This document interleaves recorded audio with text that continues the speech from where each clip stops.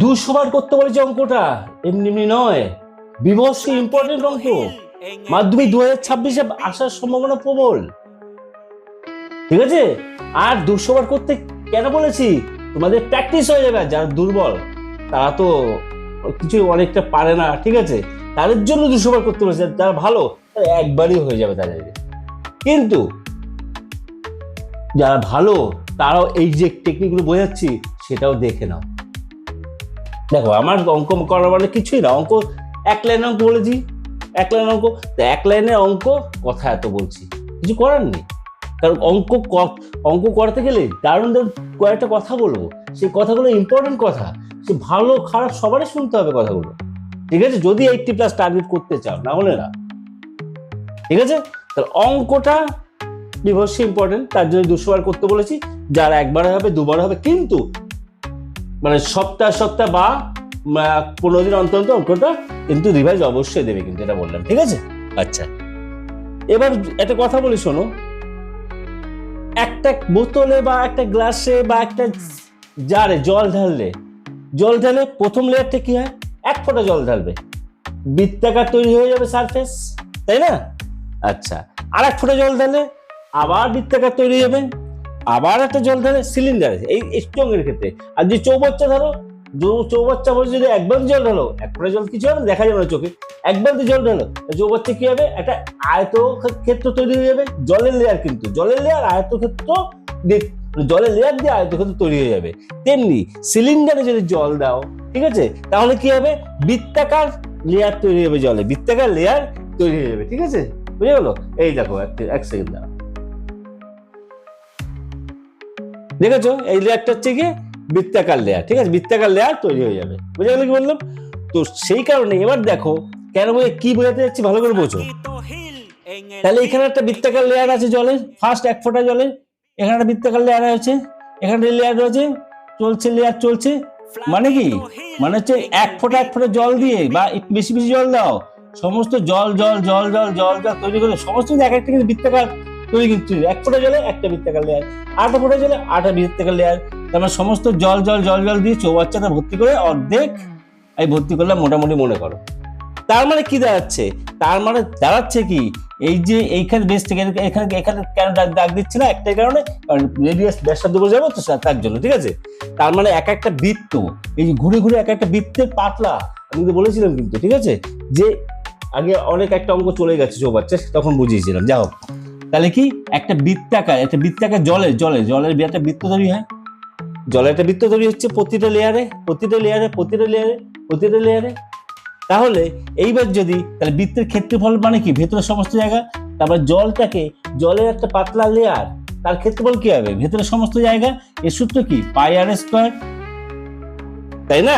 তাহলে এইখানে একটা জলের লেয়ার, ফার্স্ট যে জলের লেয়ারটা, সেটা মনে করো, আর অথবা উপরেরটা মনে করো ফার্স্ট হচ্ছে এই টপের জলের লেয়ারটা, এখানে একটা বৃত্তাকার লেয়ার আছে, এখানে একটা জলের বৃত্তাকার লেয়ার আছে, তাই না? তার মানে কি হচ্ছে, সেই বৃত্তাকার লেয়ারটা আস্তে আস্তে ভরাট হয়ে গেল, তার মানে কি, এইচ দিয়ে যে কোনো, যেটা হাইটের মানা যাবে, এইচ দিয়ে গুণ করলে কি হবে, আয়তন বেরিয়ে যাবে, সেই জলটার আয়তন। বুঝতে পারলাম? তার মানে এবার ধরো, মনে করো, তার মানে এতটা যতটা নেবো এইচ, তাই বলেছিলাম আমি, যতটা হাইট নেবো ততটা আয়তনে বেরোবে।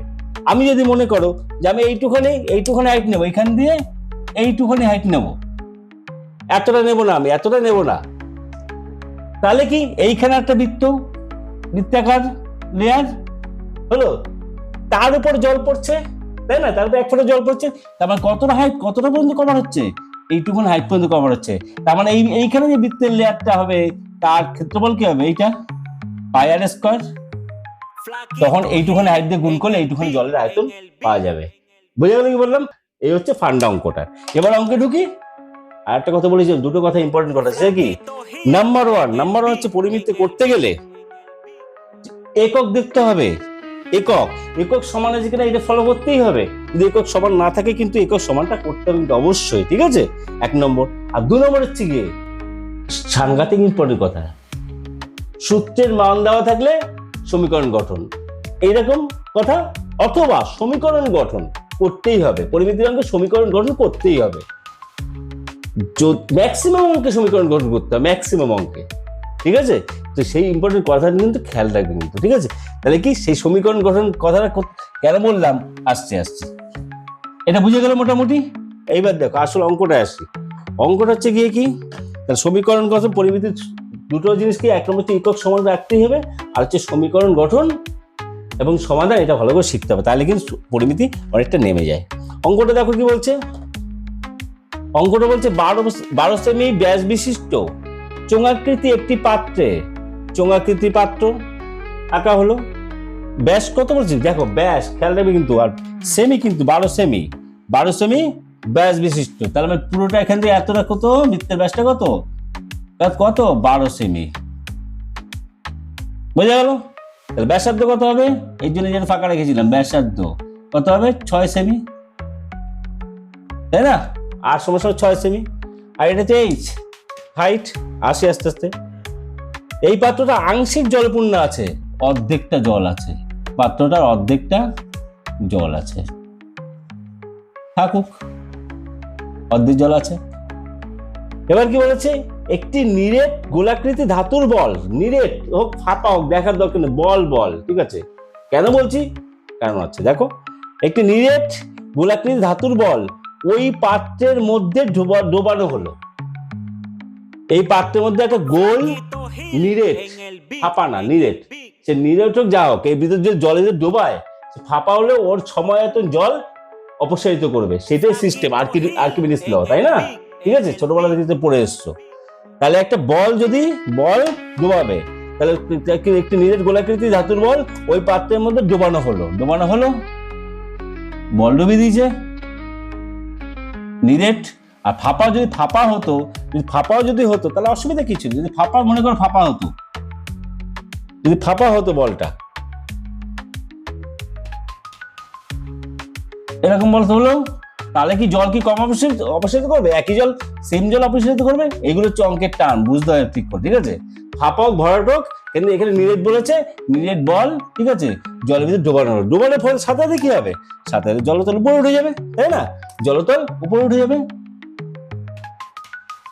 মনে করে এতটা জলতল উঠলো, ব্লু কালার দিয়ে দিলাম, তাহলে এইখান থেকে এতটা হলো। তাহলে এর আয়তন সমান এই জলের আয়তন জানো, এর আয়তন সমস্যা এই জলের আয়তন জানো, এটুকু জলের আয়তন, আর এই বলটার আয়তন একই। এটা হচ্ছে তোমার সমীকরণ গঠন, বলের আয়তন সমান এটুকু জলের আয়তন। দেখি কি বলেছে, আগে দেখি লাগবে কিনা, না আগে এই সমীকরণ গঠন বসে থাকবো।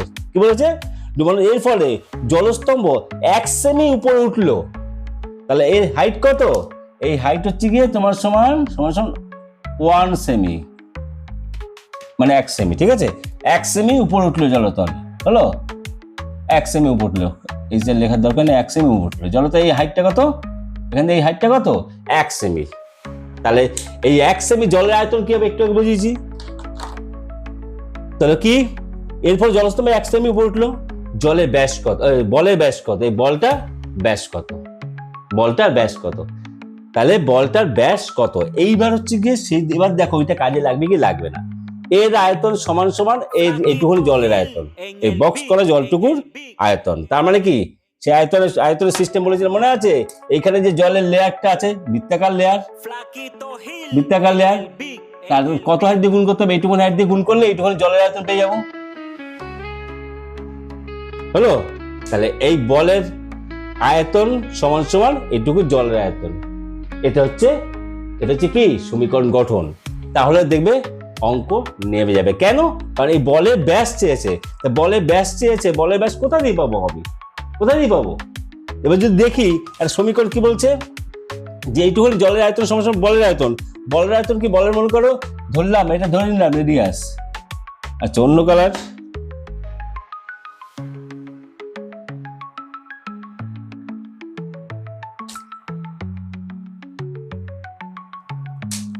ধরে নাও বলের এটা মনে করো ছোট আর এটাকে বড় আর ধরে নেবো, চোঙেরটা বড় আর, হলো? ঠিক আছে। আর বলের আয়তন কি হবে, বলের আয়তন সূত্র কি জানো ভালো করে, 4/3 πr³ গোলকের আয়তন, তাই না? তাহলে কি শর্তানুসারে কি বলা যায়, ওইসব লিখে নেবা, ঠিক আছে? অঙ্ক এরকম শর্টকাটে করতে হয়। শর্টকাট কি সরি, তাহলে কি হবে একটুখানি লিখে দিই। বলের আয়তন এইটা হচ্ছে সমীকরণ গঠন। বলের আয়তন সমান সমান কিসের আয়তন? এই 1 সেমি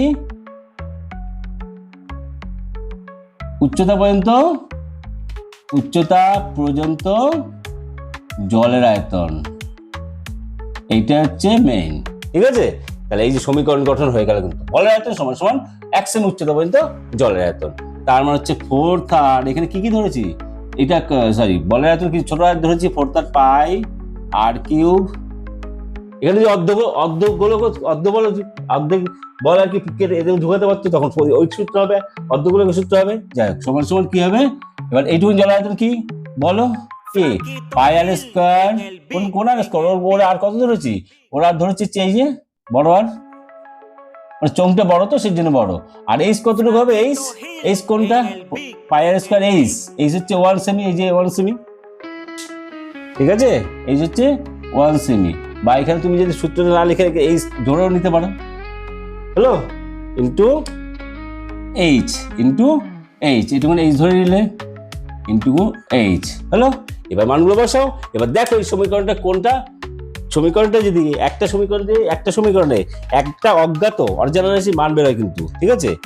আর তোমরা লাইনে করে এসছো, ঠিক আছে, যে এক্স আর ওয়াই দিয়ে সমীকরণে যদি থাকে একটা সমীকরণে দুটো সমীকরণ লাগে, তাহলে একটা সমীকরণ দিয়ে একটা অজানা রাশির মান বেরোয় কিন্তু, ঠিক আছে। আচ্ছা দেখো, বা মানগুলো বসিয়ে দাও। 4/3 পাই, এটা তার তো নেই, এটা আর বের করতে বলেছে, ব্যাস বের করতে বলেছে না, ব্যাসার্ধ বেরিয়ে যাবে এখান থেকে। পাই আর কোনটা? আর বড় একটা কত? 6 সেমি। আগে একটু এখানে করে নেওয়া উচিত ছিল, ঠিক আছে।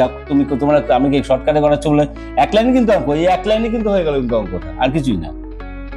আর স্কয়ার হচ্ছে কি আর স্কয়ার 6 স্কয়ার ইন্টু এইচ হচ্ছে কি 1 সেমি, হলো। বলেছিলাম কিন্তু একক সমানুপাতিক দেখতে হবে।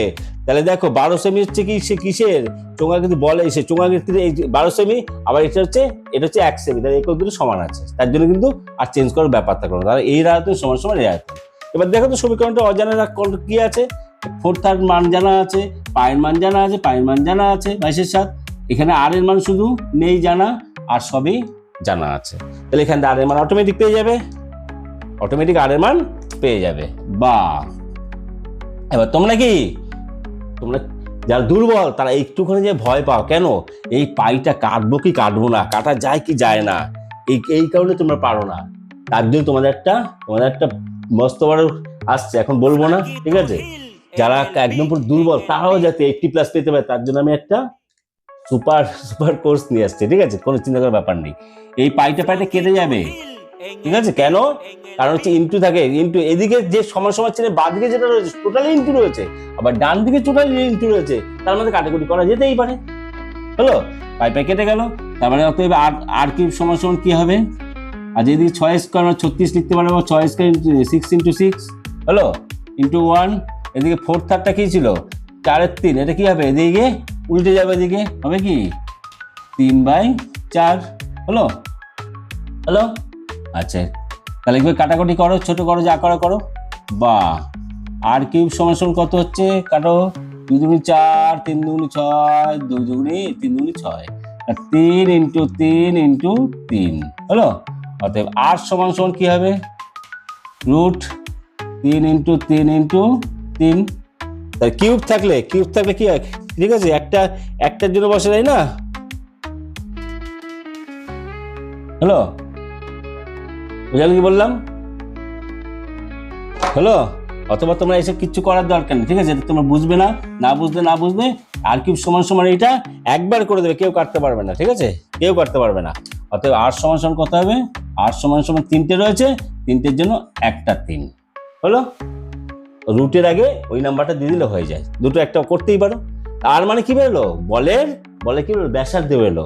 তা বলে ব্যাসার্ধ যদি, তাহলে বলের ব্যাসার্ধ হচ্ছে 3 সেমি বেরোলো, তাই না? সমান 3 সেমি। কি চেয়েছে? ব্যাস কত চেয়েছে, তা ব্যাস কত হবে? ব্যাস ডাবল হবে, 6 সেমি হবে। অতএব ব্যাস সমান 3 ইন্টু 2 মানে হচ্ছে 6 সেমি। অঙ্ক হয়ে গেল। তাহলে এক লাইনে কেন বলছিলাম? এক লাইনে বলছিলাম যে এই যে বলের আয়তন সমান সমান 1 সেমি উচ্চতা পর্যন্ত জলের আয়তন, এইটা হচ্ছে এক লাইন বুঝলে এই এক লাইনে গল্প শেষ। সেদিন থাম্বনেইল লেখা আছে যে এক লাইনে অঙ্ক, তাই না? নেক্সট ভিডিও আরো এরকম অঙ্ক আসবে, সুতরাং চ্যানেলে জুড়ে থাকো। আর কি বলবো, ভিডিও ভালো লাগলে লাইক শেয়ার কমেন্ট করো, আর যারা চ্যানেল নতুন আসছে তারা সাবস্ক্রাইব করো। অবশ্যই এরকম ভিডিও যাবেই নিত্য নতুন চলে। আচ্ছা, আর একটা কথা হচ্ছে গিয়ে তোমার এই যে বিভিন্ন ঘনবস্তু থেকে যে ভিডিওটা দিয়েছি কিন্তু সেটা কিন্তু অবশ্যই করবে কিন্তু অবশ্যই, কারণ ঘনবস্তু চ্যাপ্টার, আয়তঘন চ্যাপ্টার বিবর্ষ ইম্পর্টেন্ট, একটা অঙ্ক ছাড়বে না, ঠিক আছে? শঙ্কু, লম্বিতাকার চোঙ, এগুলো কম করলে চলবে, কিন্তু ওই দুটো কিন্তু লম্বিতাকার চোঙটাও ইম্পর্টেন্ট, শঙ্কু গোলকটা কম করলেও চলবে। দেখো এই ঘনবস্তু থেকে যে কটা অঙ্ক দেবো একদম পুরো একদম গিলে খাবে, ঠিক আছে? আর পরীক্ষা আসলে বুঝে দেবে, ঠিক আছে? তাহলে কে হবে।